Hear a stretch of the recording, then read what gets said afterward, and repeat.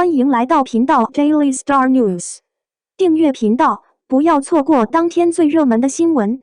我们今天的时事通讯涵盖以下内容：据说公司会用来宣传诚意，该公司将其作为正机时会在破天荒准备阶段的广告在网上发布。究其原因，一是原著给了他一个小男主的角色，却被提升为男主角色。另一种方法是通过带一位比他更好奇的女演员加入来增加好奇心。男主在《神响角粉碎机》上映后，还被爆出太瘦不敢占地位，有人打脸，有人骂他太胖等一系列调侃。然而，随着电影的更新，声音变得不那么高音了。程毅在片中的演技令人印象深刻，将应远君的角色演绎得栩栩如生。翻规砸砖，瞬间把冷帝变成了调皮的少年。故事一开始，皇上总是叮嘱应元君不要爱护六界的太平，但天道比什么都重要。然而，到死都是少年，而应元君依然有着少年的叛逆精神和对权力的反抗。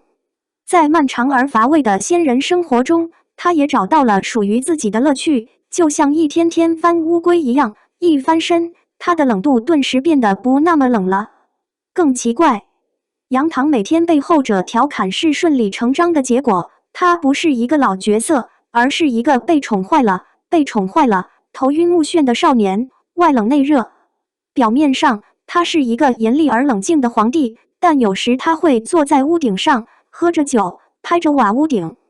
他和燕檀打架、玩耍、交锋，然后在一场浩劫战后，挚友的死亡、神界的毁灭、重伤失明、爱情的惩罚，他的青春黯然失色。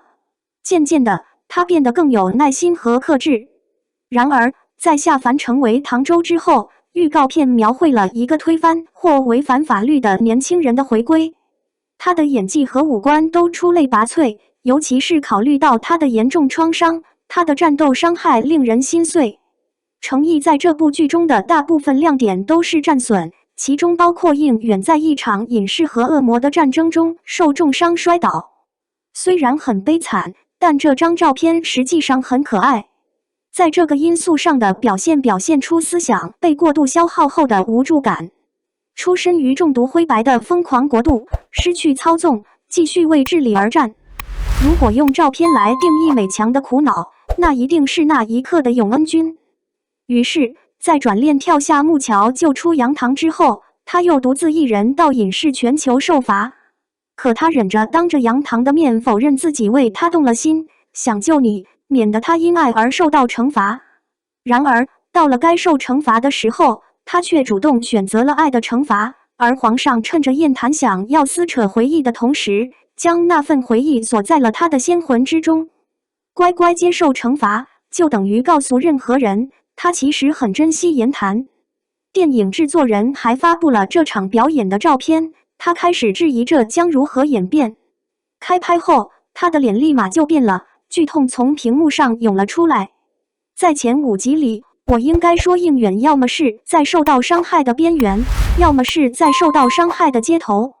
但他的战痕并不是等离子被带到他的身体上的伪装，他们是进入现场的潜力，目标市场正在流泪。霸气不减，亲吻戏其实很可爱，最巅峰的哭戏感染力超强。郑以信比琉璃更早具备优势识别能力，尤其是剧中10号的感情戏非常感人，他的眼神诚实地印证了人类的喜悦和沉默，唤醒了人们古色古香的女人少女心。还有好几场四凤的哭戏，常常让我心跳加速。而在这把神之祥鹤粉碎机中，程宇现在也没有再放弃那些强项了。在不同的电视剧中，华丽的吻戏通常被认为是一口商业糖精，糖果蛋现在不再令人心碎。这部剧的前几个吻戏也很棘手，但它们简直让人脸红。比如浴缸之吻，变成了一种奇特的翻转。我一开始的概念就是2CP 的感觉，但没想到我想摇滚主要的男女。除了亲吻戏，陈毅这次也哭了很多。战后，应元君中了卢毒，战友全军覆没，心灰意冷，却在四处躲藏时遇到了杨坦。与杨唐会合后，得知宁华会为他买单，但他现在不再危及他人的生命，已经准备好去死。当杨谭在忘川河上游荡800多年，无法回首前世，应元军帮他议和，看到可爱的杨谭因伤痛悔恨而流下泪水。他在一望之河的水域中浸泡了这么久，这也变得非常有同情心。预告片中还有很多催人泪下的场景，或者即使现在已经不再与前后的剧情相关，一张未婚照就能触动你的心。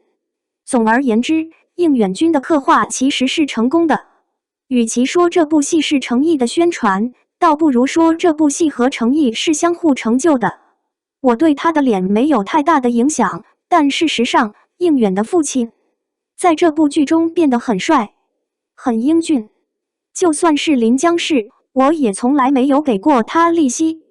一开始觉得这个男主真的没有塑造我的审美，但是越看剧越喜欢他，不由自主的被男主或者女主洗脑成了粉丝。然后，因为这部剧越来越不受欢迎，我对这个家伙的启发越来越少。但这一次，随着神香散李元君的出现，我又一次被迷住了。这一次，他的出现实际上是迷人的，现在不再是在服装方面最好，但在他的表演方面肯定是最好的。他处于巅峰状态，身体没有任何问题。